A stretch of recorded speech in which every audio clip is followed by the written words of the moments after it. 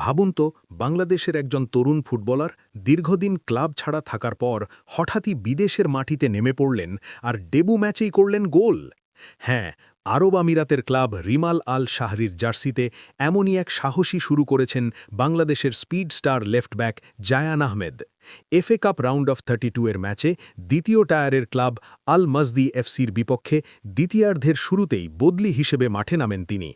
ম্যাচটি ২-২ গোলে ড্র হওয়ার পর ট্রাইব্রেকারে গলালে দল হারলেও নিজের শট থেকে গোল করে ডেবু ম্যাচেই নজর কেড়েছেন জায়ান।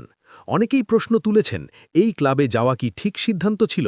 কিন্তু বাস্তবতা হল, এখানে তিনি নিয়মিত গেম টাইম পাবেন, ম্যাচে ম্যাচে নিজেকে প্রমাণ করার সুযোগ পাবেন। উপরন্তু ক্লাবের ম্যানেজমেন্টের হয়েছেন নিউক্যাসল ইউনাইটেডের সাবেক তারকা স্টিভেন টেলরের মতো অভিজ্ঞ মানুষ, সঙ্গে ইউরোপিয়ান ঘরানার কোচিং ও তরুণ খেলোয়াড়দের সঙ্গ। থার্ড ডিভিশনের এই ক্লাব লিগে এখন দ্বিতীয় স্থানে আছে এবং প্রমোশনের লড়াইয়েও দারুণ অবস্থানে। সব মিলিয়ে বলা যায়, জায়ানের এই মুভটা আপাতত স্মার্ট সিদ্ধান্তই।